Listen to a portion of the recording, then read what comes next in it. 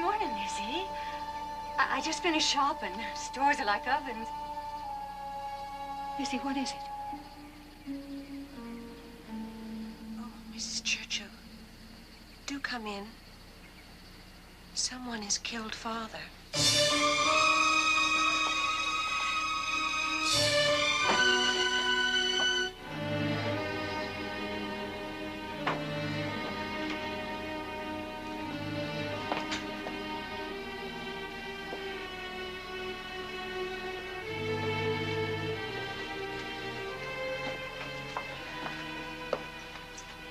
Where? In the sitting room.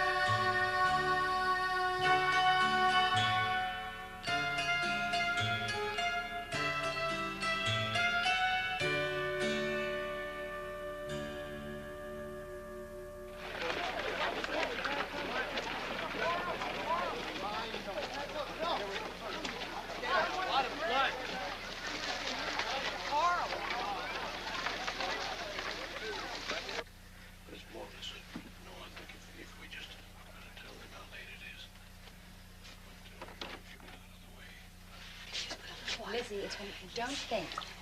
I think that if we put a little cold water. You see? I'm glad you're here, Alice. I came as soon as Bridget told me that. Oh. It's going to be all right. Everything's going to be all right. Here in a minute. Be all right.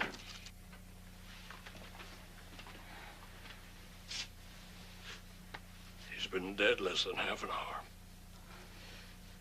Where's your sister, Lizzie? She's visiting the Brownells in Fairhaven. I'll go at once. Ask my wife to send a telegram. Thank you, Dr. Borden. Lizzie, you must try to rest. Would you like to lie down? Come on, let's go to the parlor.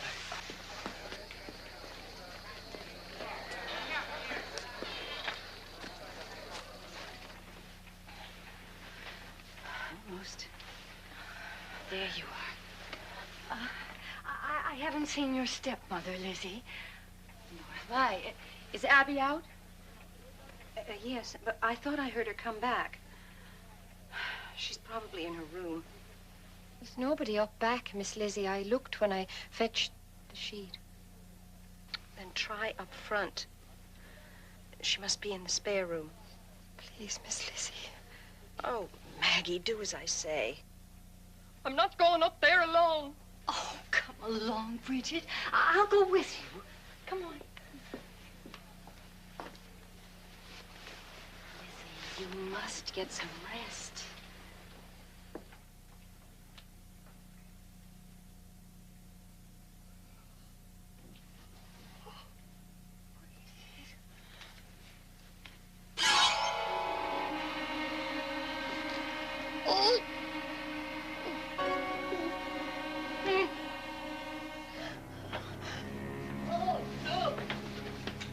Sending the telegram. What is it? She's up there. Oh. Oh.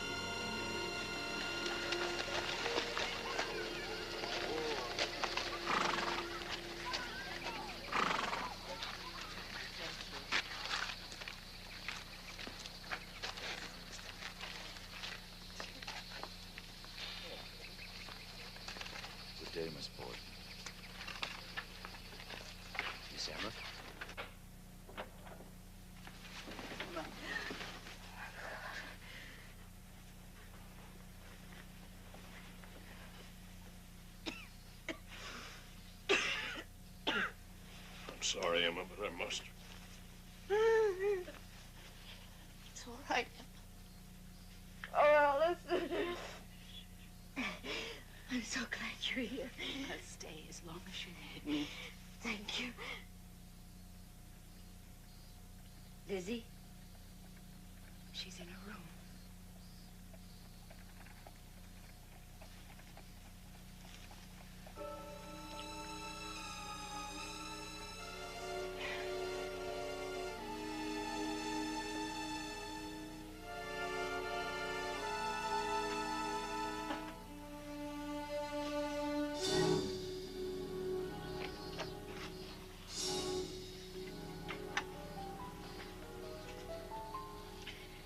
Lizzie,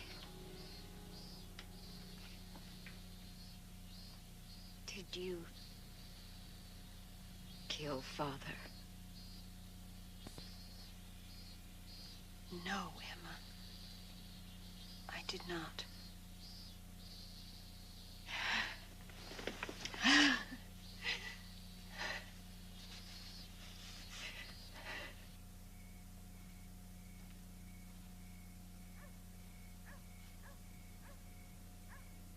No more, Emma. Please, no more.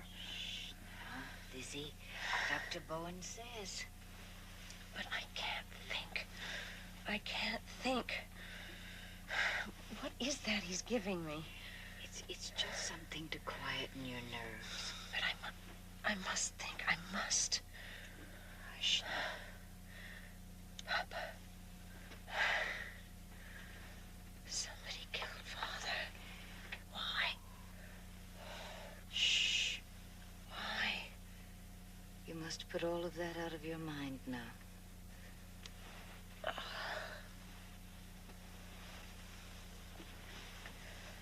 You never should have gone away, Em.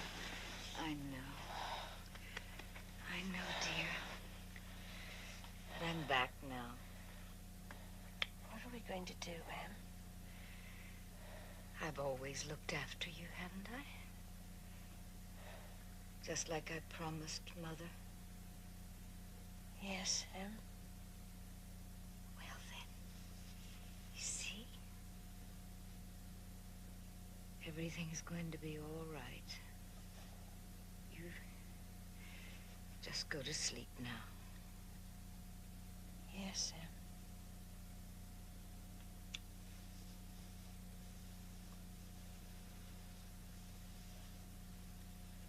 Forgive me, Father, for I have sinned.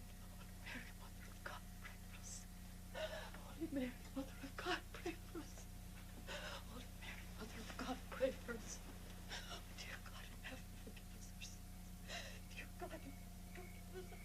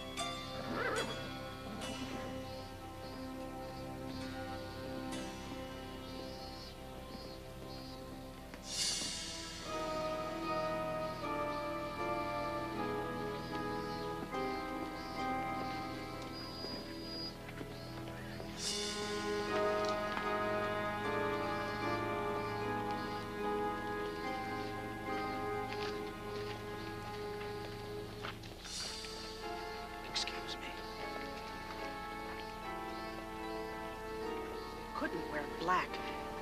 At least veils. Not even a tear. It was a terrible ordeal.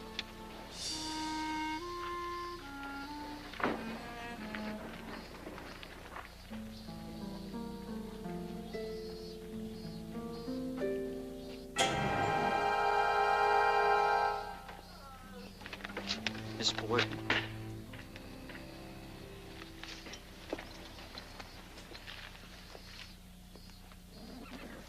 A word with you, sir. Who are you? Can't you see I'm busy? I'm City Marshal Hilliard with instructions for you. Instructions? After the family has left the gravesite, both bodies are to be taken to a receiving tomb where the heads are to be removed. Removed? And shipped to Dr. Edward Wood, professor of forensic medicine at Harvard University. By whose order, may I ask? His Honor, the Mayor.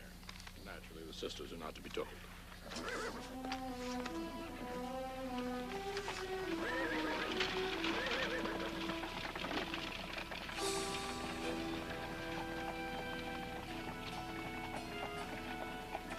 As you were saying, Mr. Mayor. Yes. I have a request to make of the family. Please remain inside the house for a few days. It would be better for all concerned. Why? Is someone here suspected? I want to know the truth. Lizzie, please don't upset yourself. I want to know the truth, Emma. Well, Miss Borden, as much as I regret to tell you, yes, you are suspected.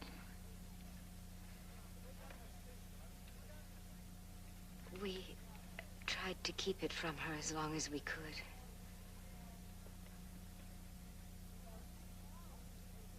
I'm ready to go now. Oh, that won't be necessary. If you're disturbed by the crowds out there, just notify the officer in the yard. Then I'm to be a prisoner in my own home? You shall have all the protection the police department can afford.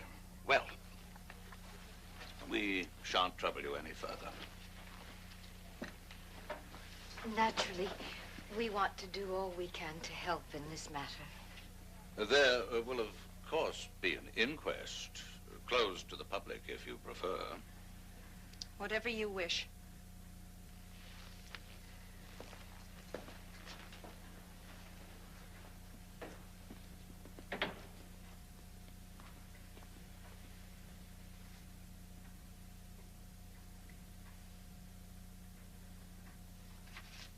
My name is Bridget Sullivan. I'm 26 years old and unmarried. How were you addressed in the Borden household?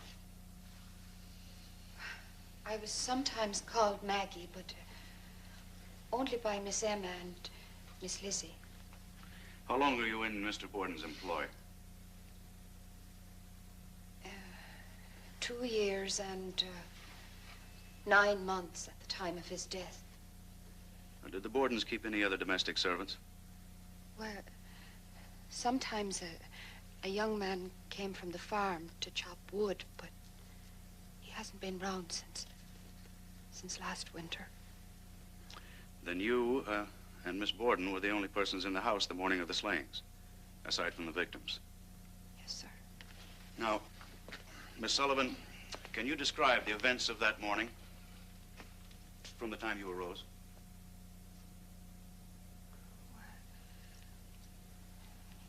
It was very hot that day. I felt a sort of a dull headache as I got up. It must have been the mutton broth from the night before. Mutton broth? Yes, sir. We'd had it 5 days running. I see. And was Miss Borden also sick that morning? Not at all. At least she seemed fit enough to me.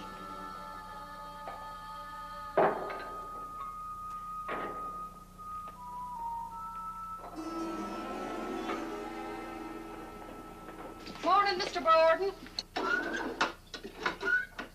There's Johnny cakes or cookies for breakfast. Which will it be? Johnny cakes, cookies. appetite for your indigestible Irish starch this morning. Any more of that mutton and broth? Yes, sir. But I suspect it's gone off in this heat. Really wants to be chucked out. Sure, it's not fit for human consumption. Waste not, want not. Serve it.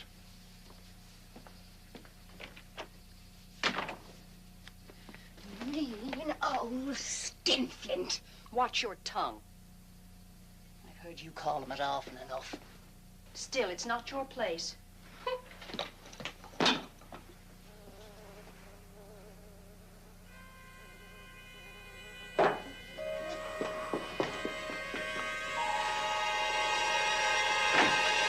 After I served themselves breakfast, I commenced to wash up. That's when Mr. Borden left for downtown. Did you lock the door after him? Yes, sir, I locked it. Mr. Borden was very strict about that. When I'd finished my dishes, I took them into the dining room. Mrs. Borden was there, dusting. Where is Father? Went downtown. He left while you were upstairs. Oh, Bridget, fetch a pail and some water. I want the windows washed. Today, Mrs. Borden, it's awful hot. Inside and outside, both. They're intolerably dirty. Please, Mrs. Borden. Look, I'm feeling poorly today. Couldn't they wait, perhaps?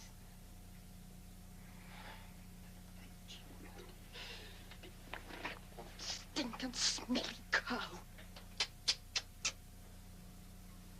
I went down into the cellar and got a pail and a brush and went outdoors. I started to work on the north side of the house. Maggie? You going to be out there long? Yes, but you needn't lock the door unless you want to. I can get fresh water from the barn. After a while, Mrs. Kelly's girl came to the fence and I went over to talk to her. But then I went back to my work. There's an awful lot of windows in that house and I had to go to the barn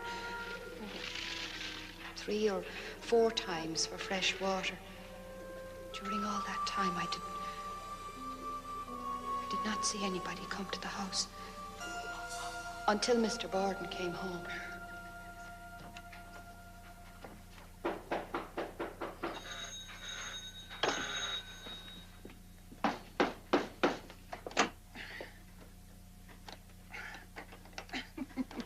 Bloody blasted him!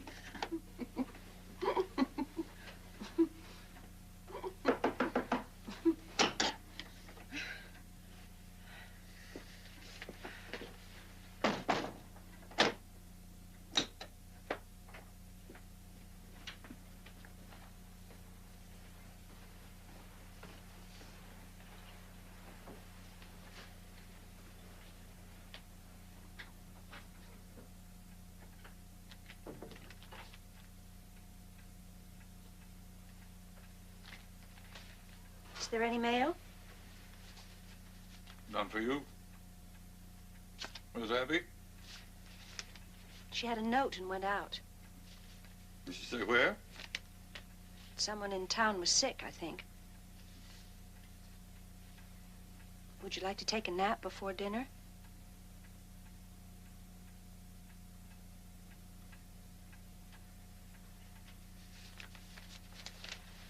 After I've read my paper.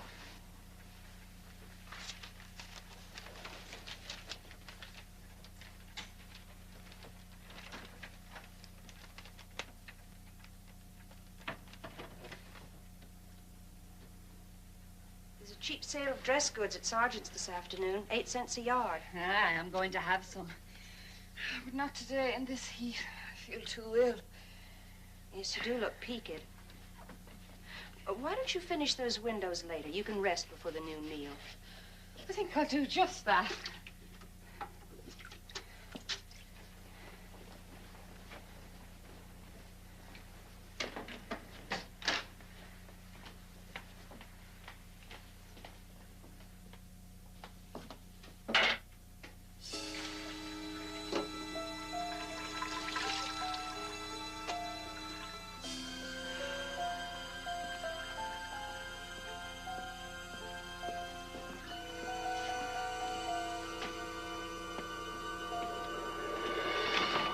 Then I went upstairs to my room and lay down without taking off any of my clothing. I heard the City Hall clock start to strike 11. I must have been there 3 or 4 minutes. I never went to sleep at all. The next thing I heard was Miss Lizzie hollering, "Maggie, Maggie." Up to the time Miss Lizzie Borden told her father about a note which purportedly came for her stepmother, had you heard anything about it from anyone? No, sir. I never had. Thank you. No further questions, Your Honor. And the witness is released unconditionally without bail.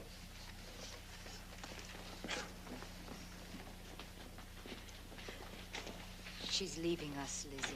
Lizzie Borden to the stand, please.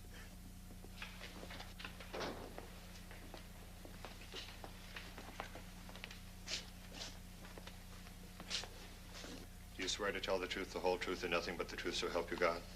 I do. Please be seated.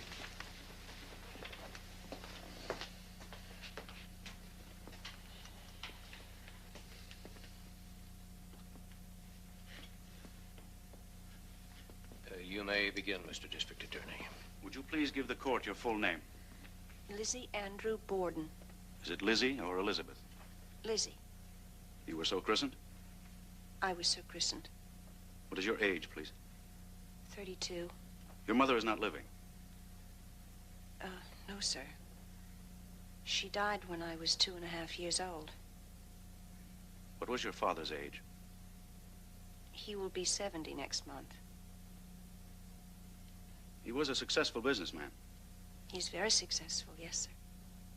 Started as a mortician, I understand, then branched out into real estate, banking. That is correct. Do you have any idea how much your father was worth?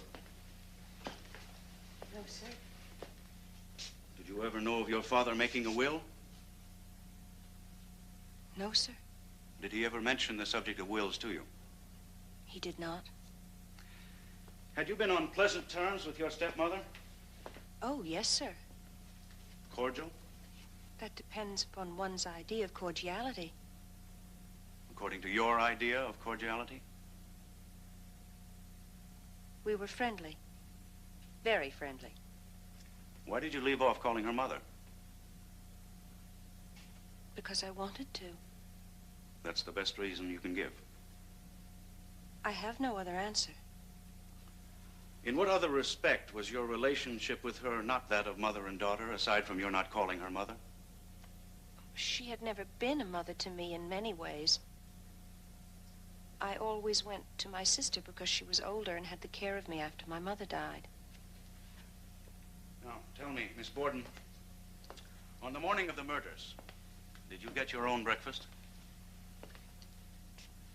I did not have any breakfast. I did not feel as though I wanted any. Sick from the same mutton broth? It was the heat.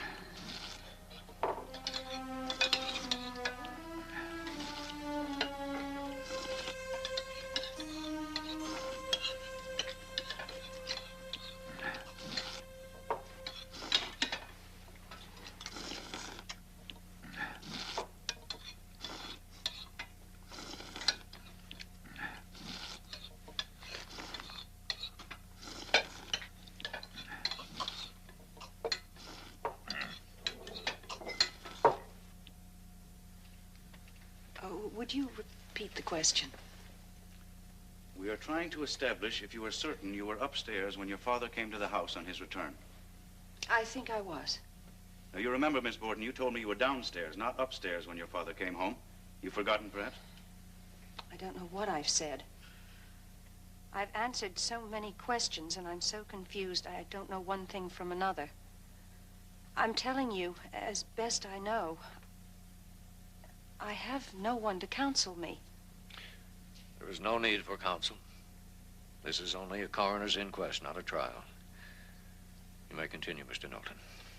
Which is your recollection now? Were you downstairs or upstairs when the bell rang and your father came home? I think I was downstairs in the kitchen. You think? Miss Borden, we have been over this a dozen times, and each time a new version. Now, how will you have it? I don't know. I don't even know what your name is.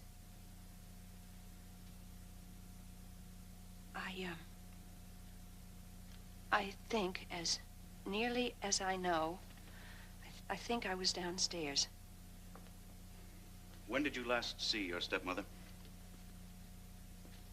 When she went up to change the bed in the spare room.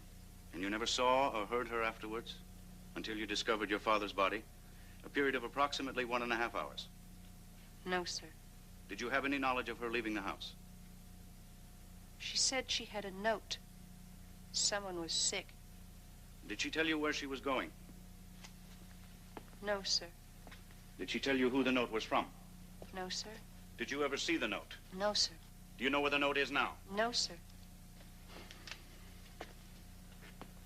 How long was your father in the house before you found him killed? I don't know exactly, because I had to go out to the barn. I don't think he could have been home more than 15 or 20 minutes. And what were you doing in the barn all this time? I needed some lead for a sinker. Did you say a sinker? Yes, sir. I was going to Marion on Monday to fish. I needed a sinker. And that's all you did? Look for sinkers? Yes, sir. In the loft. Do you think that would take you 15 or 20 minutes? I ate some pears up there. I asked you to tell me all you did. I told you all I did. I ate my pears. You stood there, eating your pears, doing nothing. I was looking out of the window. Stood there, looking out of the window, eating your pears. I should think so. How many pears did you eat? 3, I think. Now, can you tell us, Miss Borden, why it took you 10 minutes to eat 3 pears? I do not do things in a hurry.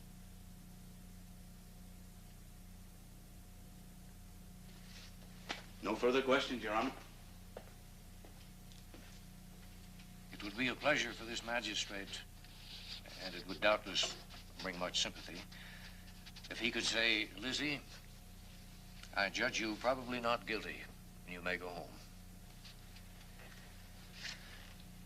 But let us suppose for just a single moment that this is a man before me. Suppose it was a man who was found in the vicinity of the murders, and it was he who discovered Mr. Borden's body. Suppose the only account he could give of himself here was unreasonable, contradictory. Would there be any question what would be done with such a man? So painful as it may be, there is but one thing to be done. It is the judgment of this court that you are found probably guilty, and you are ordered committed to await the action of the Superior Court.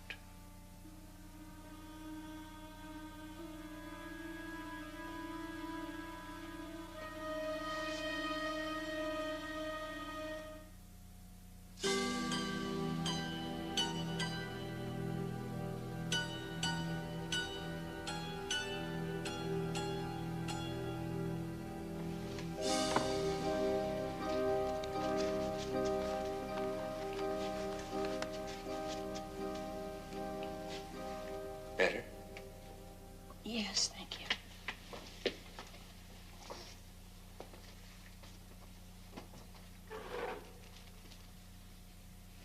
Please forgive me, but I now must ask you a very disturbing question. And I want you to give me a simple yes or no answer. Did you kill your father and Abby? As your family lawyer, I must hear it from your own lips. I'm sorry. I am innocent. That's all I need to know. Now, Mr. Jennings, you must tell me, what can I expect? I'm doing everything in my power to... The truth. You have an obligation to tell me. All right. The worst?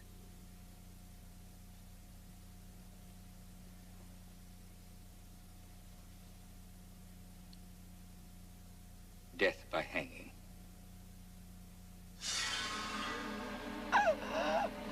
But it needn't come to that.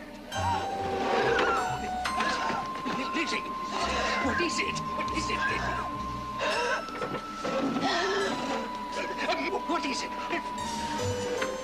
Lizzie! Matron! Send for Dr. Bowen! Matron! Matron!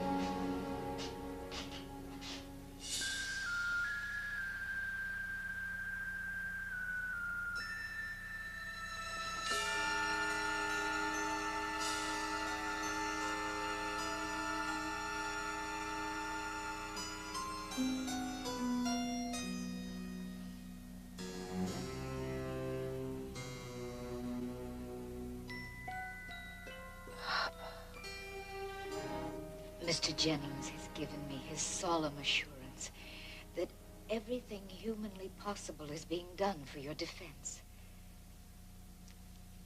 He's finally retained Mr. George Robinson to assist. Must have been all of the newspaper publicity that attracted him. Imagine. Our former governor is going to defend you. Must have cost a pretty penny. I've decided to pay for half of everything myself. I can't let you do that, Em. The cost would be ruinous. Even if it takes every last cent of my inheritance.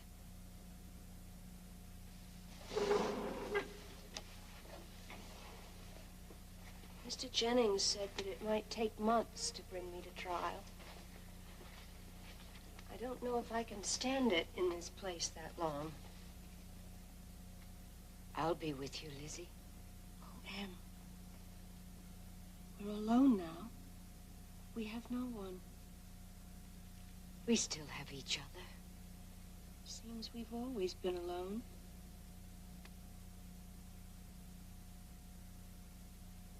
Poor Lizzie. Somehow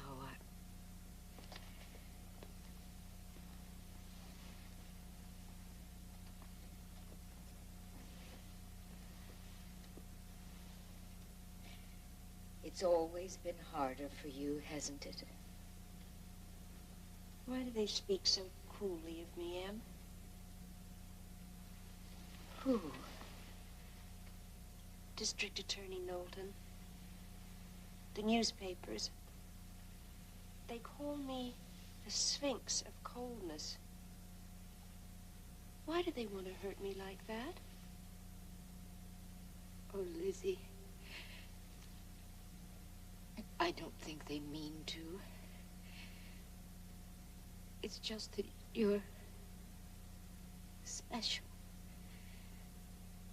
And special people have always been misunderstood. You know that? Oh, Em. I don't want to be special. I know, Lizzie. I know.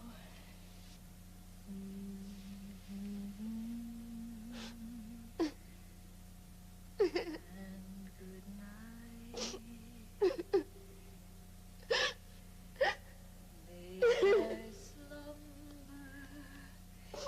be died.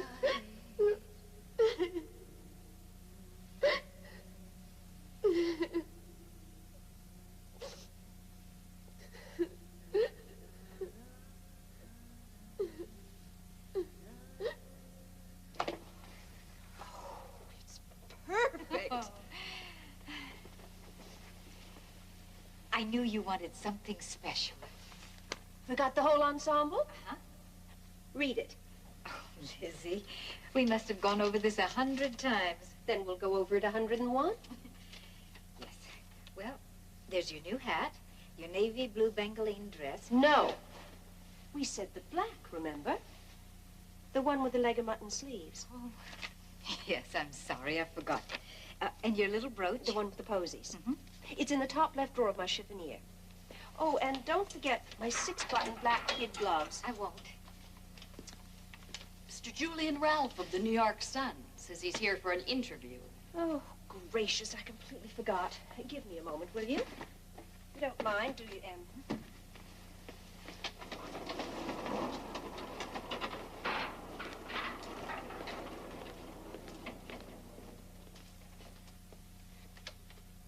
I understand your father's estate came to more than $250,000.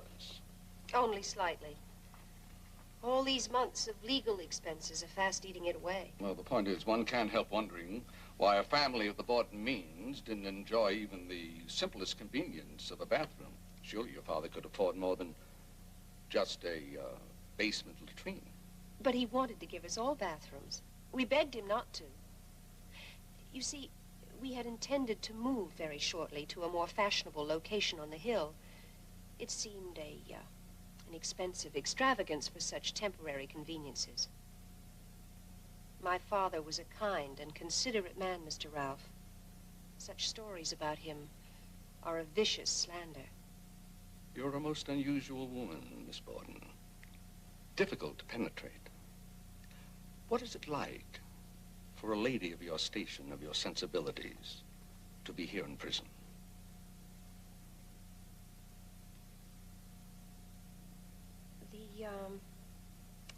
The hardest thing for me to stand is the night, when there is no light. They will not even allow me a candle to read by.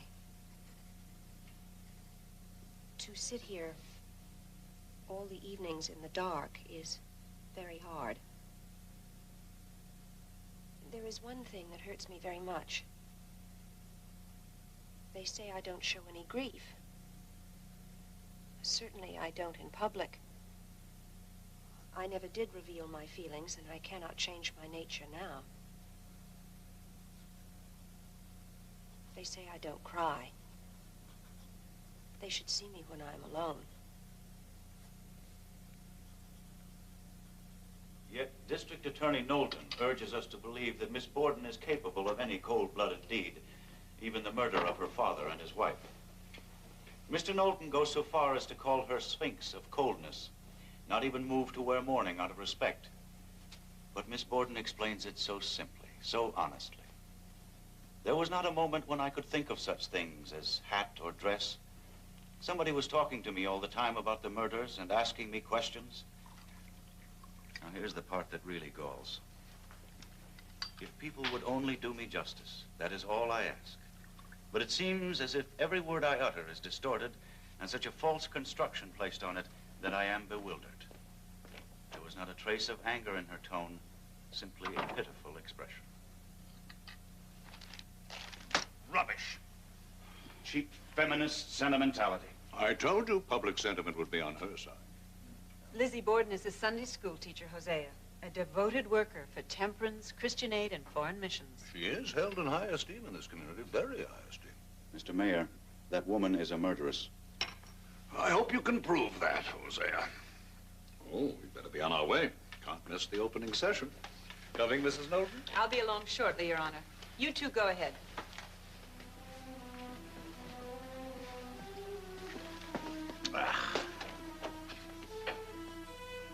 It's not too late to pull out, Hosea. No, sir. Every time I see this case being tried in the press like this, I'm more determined than ever to see Miss Lizzie Borden tried and convicted in the courts.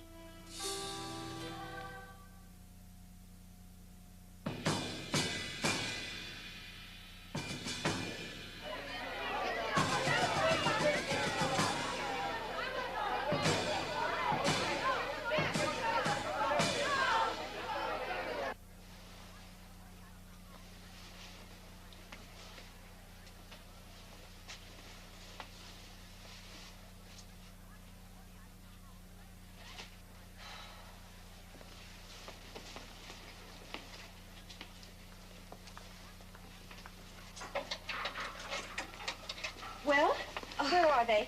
Oh, Lizzie, the crowds, you cannot imagine. I said the 6-button black gloves.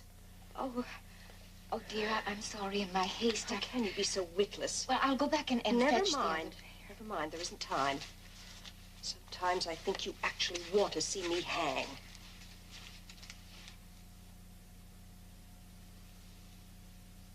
It's a very cruel thing to say, Lizzie. I'm sorry.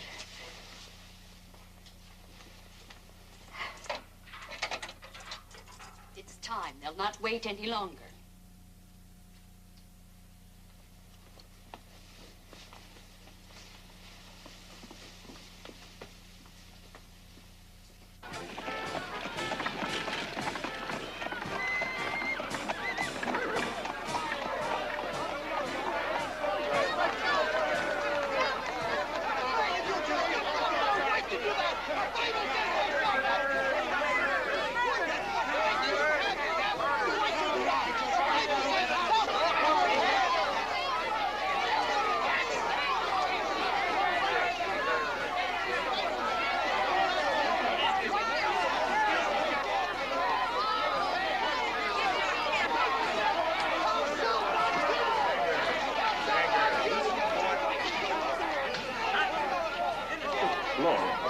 I suppose we can't blame them. They haven't had a good witch hunt in this state since Salem.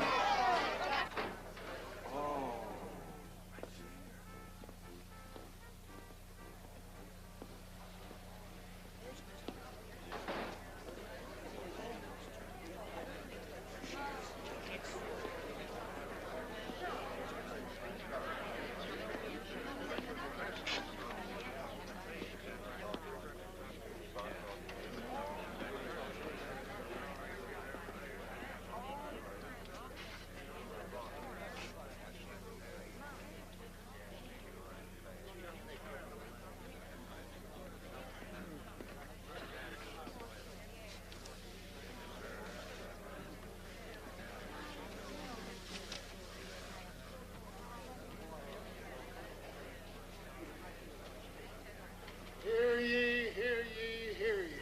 All rise.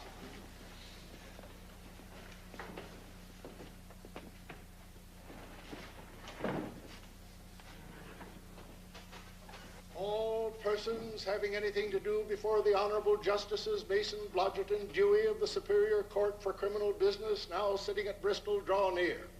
Give your attention and you shall be heard. God save the Commonwealth of Massachusetts. Be seated. Now tell us, Miss Sullivan, did you ever have any trouble there in the Borden family? No, sir. A pleasant place to live? Yes, sir, I liked it. And for aught you know, they liked you. I suppose so. You never saw anything out of the way? No, sir. Ever saw any conflict in the family? No, sir. Never saw anything in the least, any quarreling or anything of that kind?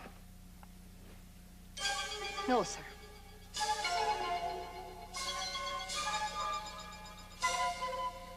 Then Maggie is lying. I swear to you, Father, I did not take the money from your desk. That is God's truth. What would she know about the truth? Always making things up, imagining things. Lizzie, till now, I have protected you. I have excused you. I've paid your fines. I've prayed for your soul. I've endured the shame and humiliation as a parent and a Christian. But this is the limit, when you steal from your own father.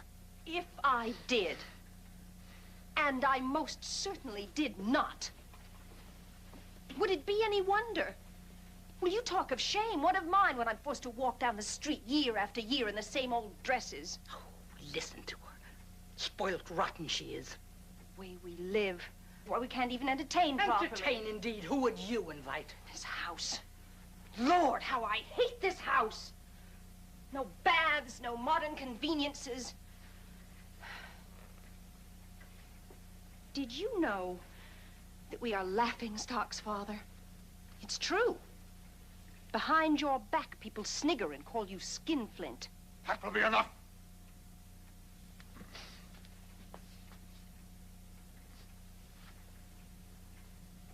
I don't understand you, girl. You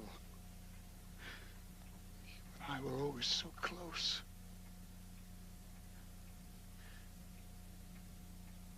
Especially close. Yes, Father. Especially. Then why do you behave like this? I'm suffocating. Father, look at me. I'm 32 and practically a prisoner in this ugly old house. You're perfectly free to come and go as you like. And how far would I get on the paltry $200 allowance you allow me each year? Emma seems to manage. I noticed it didn't keep her from going on the grand tour of Europe 2 summers ago. Yes. And you'll never get over that, will you, Mrs. Borden? Well, that money was mine. Every penny mine. If you chose to squander your mother's inheritance, you have no one to blame but yourself. And half of Emma's to boot, don't forget that. I'm sure you won't let him. And making Emma sleep in that cramped, stuffy room while Her Royal Highness gets the big, airy one all to herself. I never could abide small, dark places, even as a child. Emma knows that. She wanted me to have the big bedroom. Didn't you, Em? Oh, we know all about you and your way, Princess Lizzie. We know how you twist arms and throw tantrums just to get your way.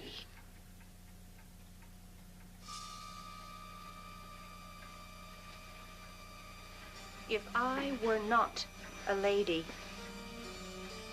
I should twist your arm, Mrs. Borden, right out of its socket. I will have no more of this. I have warned you repeatedly, Lizzie.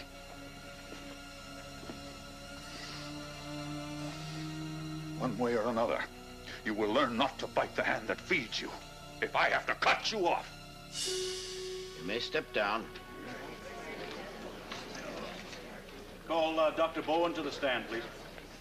Dr. Seabury Bowen to the stand, please. Dr. Bowen, can you describe what Miss Borden had on that morning? I wouldn't know, sir. It was sort of drab, not much color. It was sort of a morning calico, I should guess. You say it was drab? I merely mean to say that the dress was Answer the question. If you just wait a minute. No, answer the question. Did it appear to you to be a drab-colored dress? I am telling you, sir, I don't know. I didn't intend to try to describe a woman's dress at the inquest, and I do not intend to now. Well, perhaps you can at least tell us if it was this dress. Your Honors, really? This is the government's own witness. I am merely trying to establish whether or not the witness knows what the accused was wearing minutes after the last murder, and if he, a man of medicine, observed any blood on her. The witness may answer the question. I should think it was not that dress.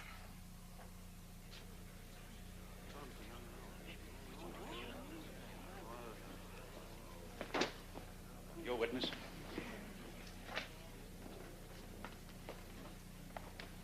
Now, Dr. Bourne, going back to the time, shortly after the discovery of the second body, were you summoned to Miss Lizzie's bedside to administer any medicine? Yes, sir. Miss Russell came to fetch me upstairs, and I gave Lizzie a preparation called bromocaffeine to quiet her nervous excitement and her headache. And did you subsequently administer any other medicines of that kind? Yes, sir. Sulfate of morphine. In what doses? 1/8 of a grain.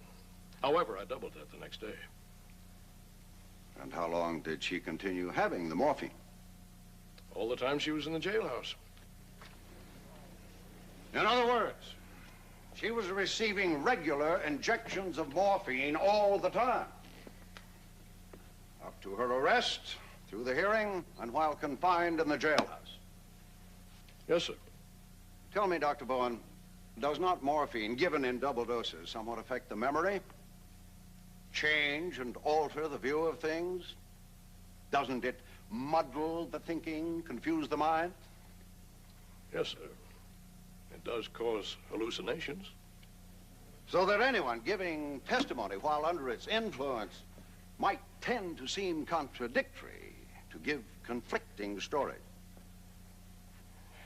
Yes, sir. When did you stop giving her this drug? I've not stopped. She's still receiving it.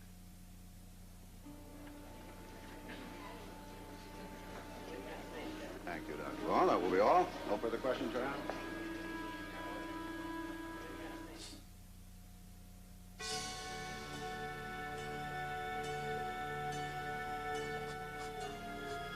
You mentioned that Miss Borden paid a visit to your home on the evening before the murders. That is correct. Can you tell us the purpose of that visit? Lizzie was very troubled. She said that she couldn't help but feel that something sinister was going to happen. Sinister.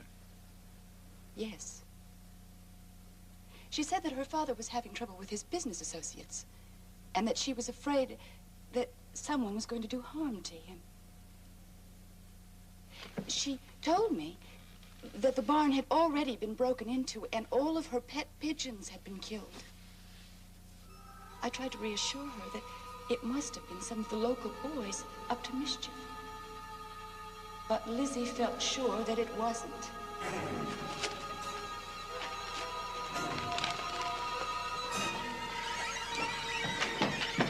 No! Papa, no, please! Papa! Please! Please, no! Not the pigeons, Papa, please! Fly. Fly.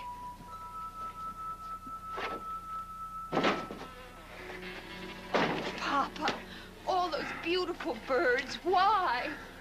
Now let those young whippersnappers try stealing any more of my pigeons and see what they find. But they were mine.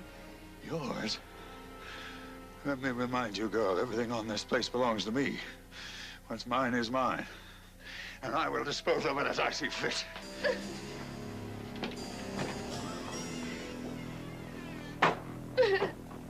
Papa, they were mine.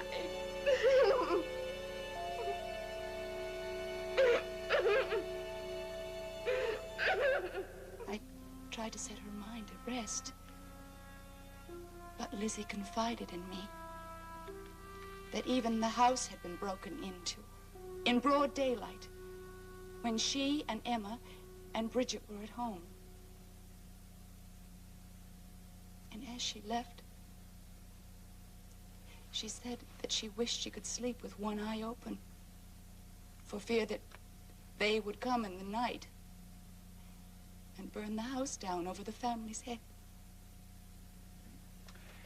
And all this the very night before the murders. Yes. Was Miss Borden accustomed to making such nocturnal visits to you? Only on rare occasion. And this was certainly a most rare occasion. Now, Miss Russell, Can you tell us, please, about the incident which took place the day after the funerals, while you were still staying at the Borden house? An incident involving a certain Bedford court dress? Yes. That was on Sunday. Miss Lizzie, Miss Emma, and I had breakfast together. Bridget was not at home. I went up to the bedroom, and then when I came down, I saw Lizzie standing there with the dress in her hands.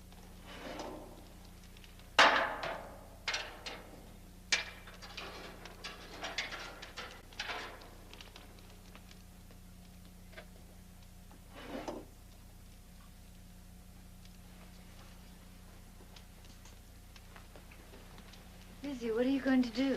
I'm going to burn this old thing. It's covered with paint. Lizzie, I wouldn't do that where people can see me. In broad daylight.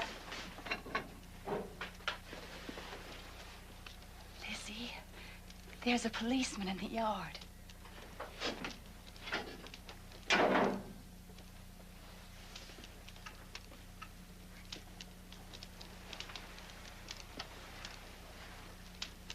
That is probably the worst thing you could have done.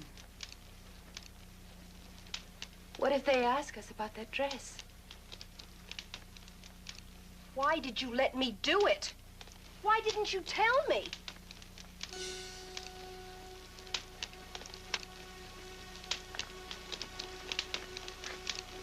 Thank you, Miss Russell.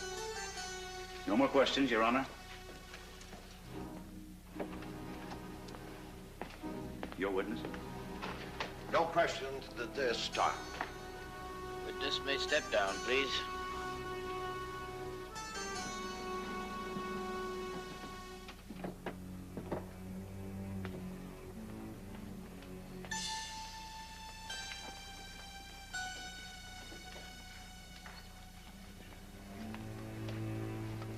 The woman's a fool. She needn't have testified to that.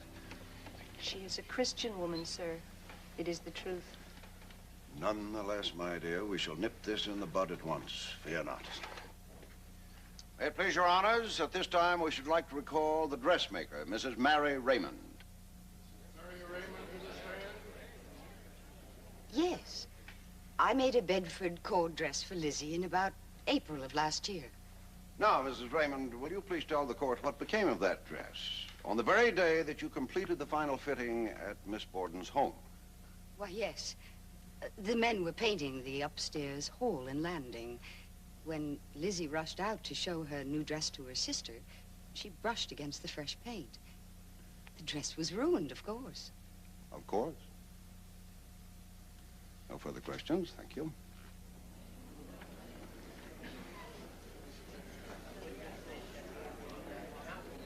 Now, Mr. Hilliard, can you tell us if this was the hatchet you found in the box behind the chimney in the Borden cellar? It looks like it. The handle was broken like this? Yes, sir. Broken up close like that. Mm-hmm. Did you observe anything peculiar about the break in the handle at that time? I did. It was a fresh break, a new break. Thank you. No more questions, Your Honor.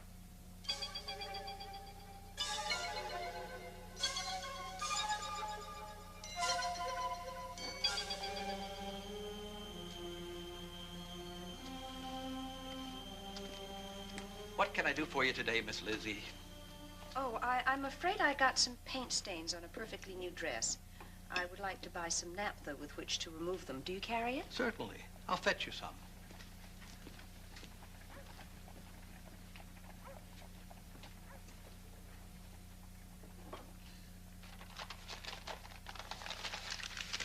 I imagine a pint will do. Oh, yes, that's perfect. Thank you. Please send the bill. Mm-hmm. Good day. Good day. Miss Borden took something. What? I couldn't quite see, but I'm sure she took something. Doesn't matter. Why didn't you stop her? No need. Old Dad Borden always pays. Told all the merchants up and down the street to tack a little something onto the bill whenever it happened.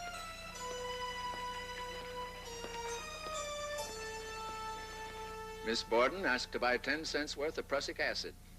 Naturally, I informed her we did not sell prussic acid unless by a physician's prescription. And what did she say to that? She said she'd bought it several times before. So I says, well, my good lady, not from me. Prussic acid is a very dangerous thing to handle. Did she tell you why she wanted such a lethal poison? I understood her to say she wanted to clean a sealskin cape.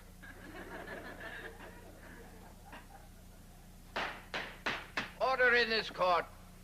Your Honors, I must protest the use of such testimony. As part of the defendant's inquest testimony, it is perfectly admissible. I am trying to prove prior intent. Your Honors, may we have a ruling on the admissibility of my client's testimony at the inquest? It was taken at a time when she was under arrest and denied counsel.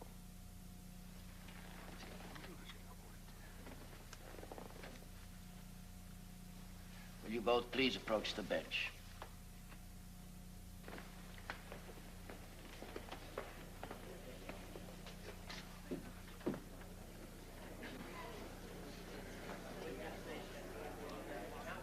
Inadmissible. Every bit of her inquest testimony inadmissible because that fool Judge Blaisdell denied her proper counsel. Terrible, Bluff. Terrible. I built my entire case on her inquest testimony. Now I've got nothing. What about Miss Russell's testimony? That was most damaging. Wasn't it odd that she should come forward on her own like that? Conscience was troubling her, my dear.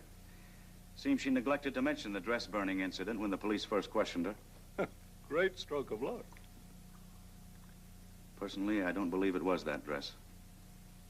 Lizzie Borden wouldn't have been such a fool. Which leaves me still wondering, what did she wear?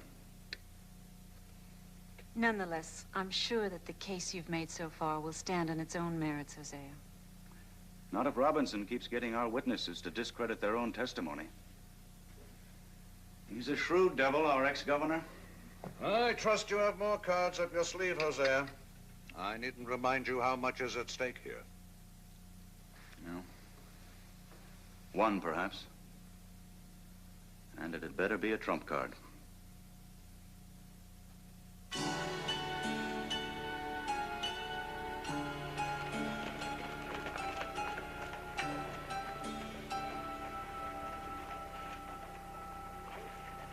On August 10th last, at the Harvard Medical School, where I'm professor of chemistry, I received the evidence there exhibited. Briefly, Dr. Wood, can you tell us the results of your examinations? The hair on that hatchet, for example? It did not match the samples of hair from either victim. It is animal hair, probably cow's hair. And what about this dress? Did you not find minute traces of blood on the skirts? Yes, but certainly not from either of the victims. Well, how do you explain that? They are undoubtedly menstrual blood from the defendant herself.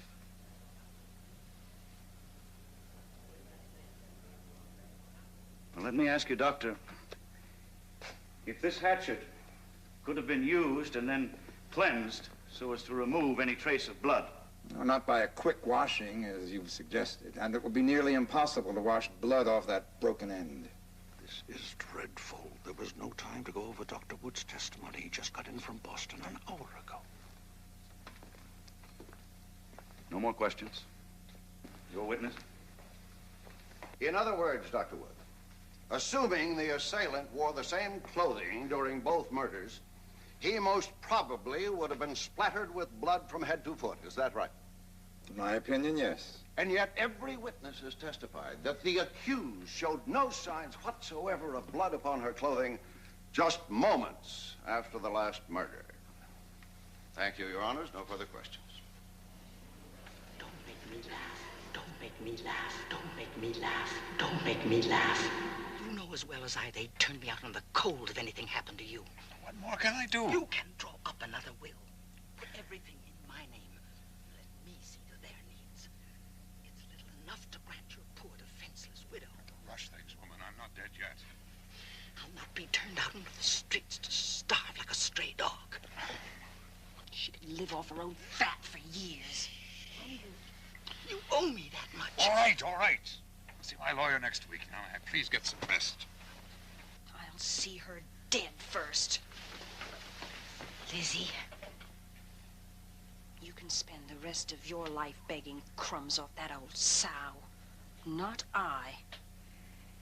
Lizzie, please. You always frighten me when you get like this. He must never make a new will.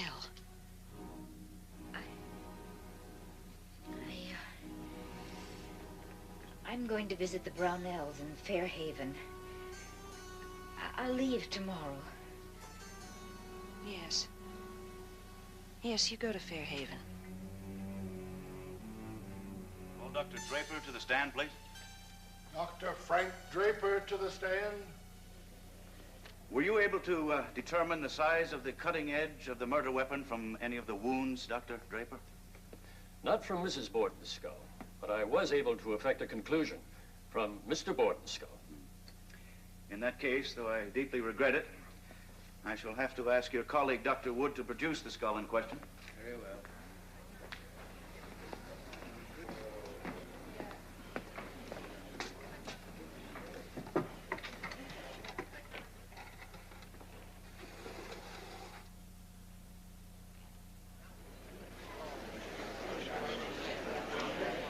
Now, Dr. Draper, if you will please try to fit that hatchet into the wound.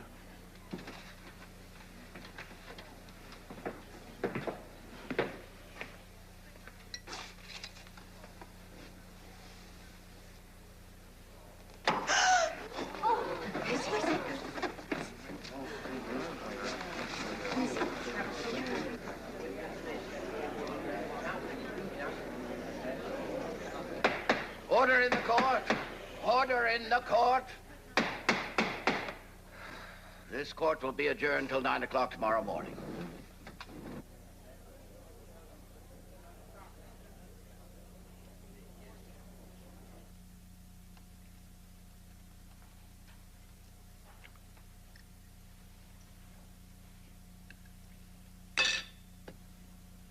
My dear, I have told you repeatedly I have no stomach for undercooked meat. Let me get you something else. Oh, never mind. Lost my appetite anyway. Just some coffee. I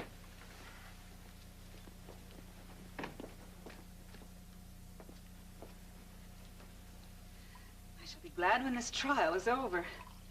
It's beginning to tell on you. It's not a trial, it's a sideshow. That woman actually believes she can get off scot-free by hiding behind her skirts. What else has she? I'm sorry, Hosea. It's just that it seems to me that you men have only yourselves to blame if women hide behind their femininity as a last defense. After all, you cast us in this role.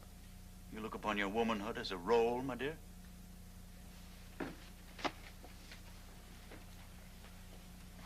It's not always a convenient part to play. I've never heard you talk like this. Next, you'll be asking for the vote. I gather you sympathize with this murderess. She has not as yet been found guilty, Hosea. But you do sympathize with her. Certainly not with her deeds. But perhaps with her motives. Her motives? Now, what would you know about her motives? I should think a great deal, Hosea. You have no idea how unbearably heavy these skirts can be at times.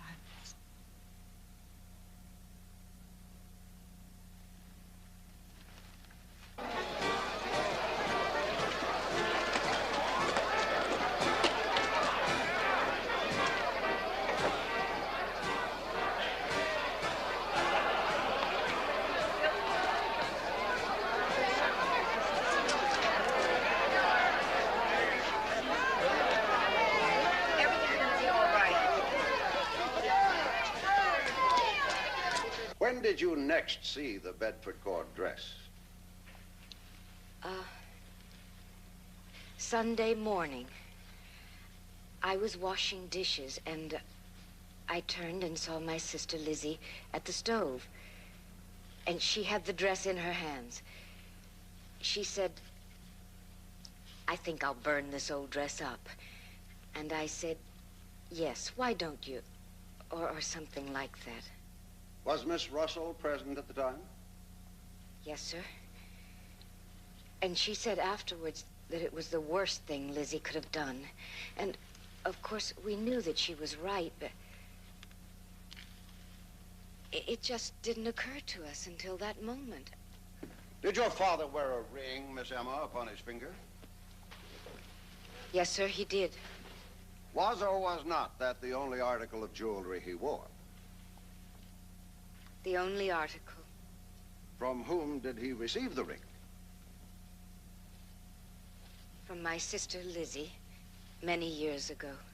Previously to his wearing it, had she worn it? Yes, sir. It was her favorite. Did he wear it constantly after that? Always.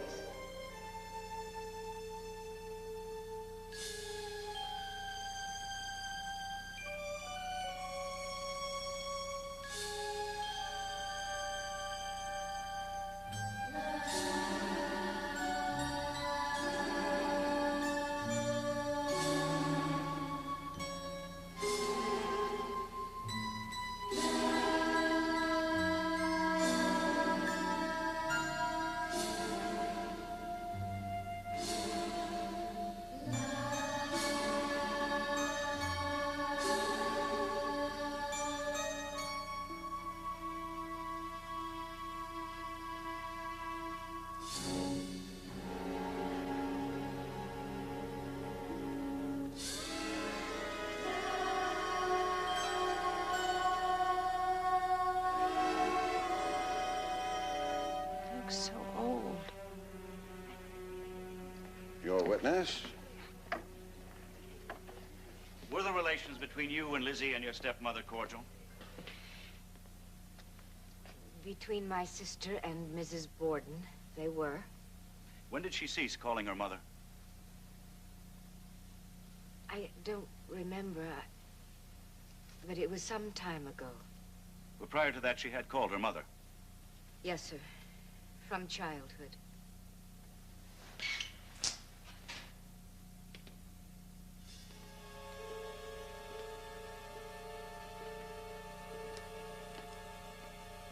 Mrs. Borden says you're not to work too late, Papa. I want you to call her mother, Lizzie. She's not my mother. My mother's dead.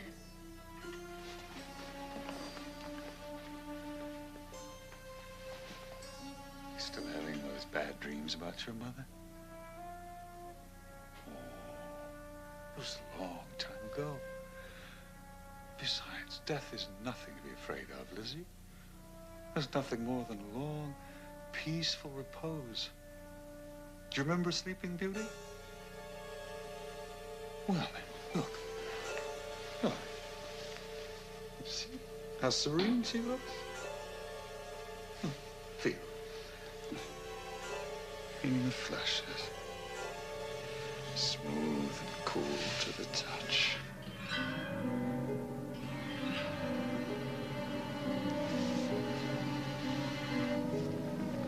Oh, Liz, you mustn't be afraid. Gentlemen of the jury, let me remind you of those touching words. The eyes that cannot weep are the saddest eyes of all. Andrew Borden went to his grave, wearing upon his hand a pledge of love and faith, the ring that belonged to his little girl. To find her guilty, you must believe her to be a fiend. Does she look it?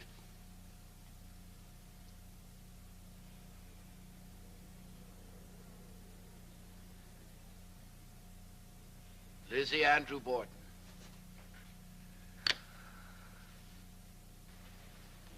It is your privilege to add any word which you may desire to say in person to the jury. am innocent. I leave it to my counsel to speak for me.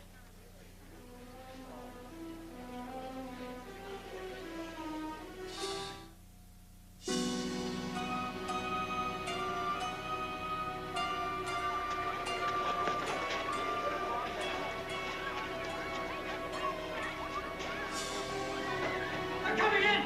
They're coming in! The jury is coming in! Lizzie Andrew Borden, put up your right hand. Foreman, look upon the prisoner. Prisoner, look upon the foreman. What say you, Mr. Foreman? Is the prisoner at the bar guilty or not guilty? Maggie? You going to be out there long? Yes, but you needn't lock the door unless you want to. I can get fresh water from the barn.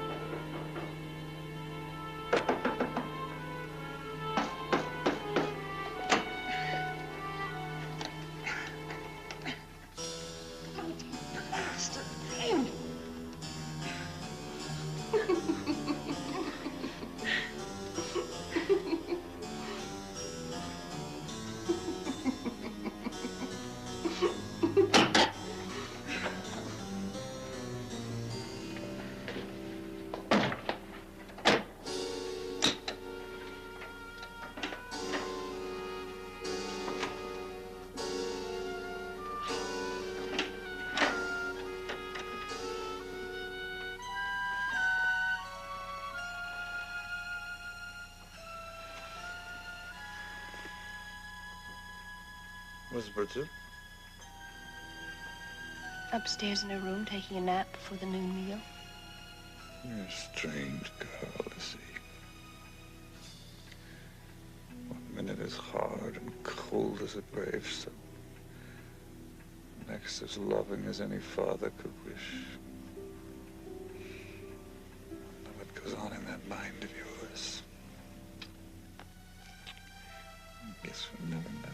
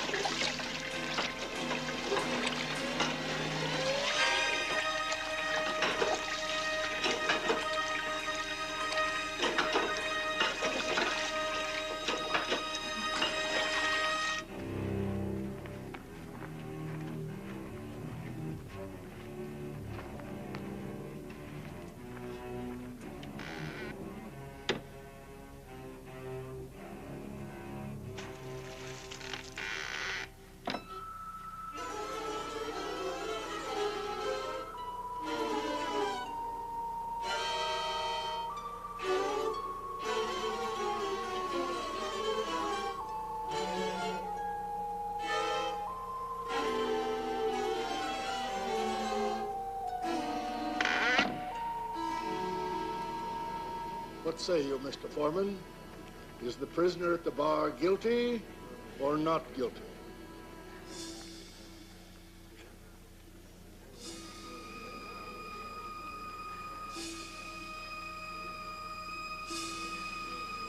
Not guilty.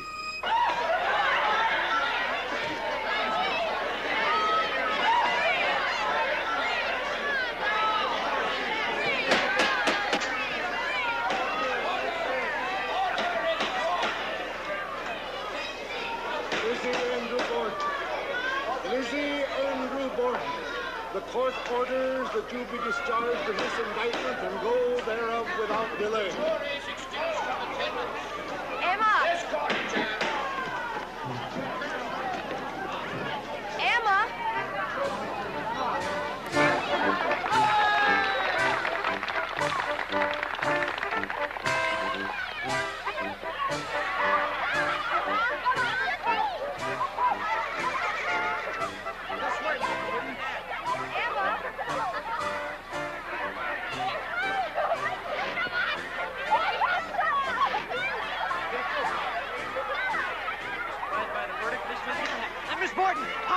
you free woman again.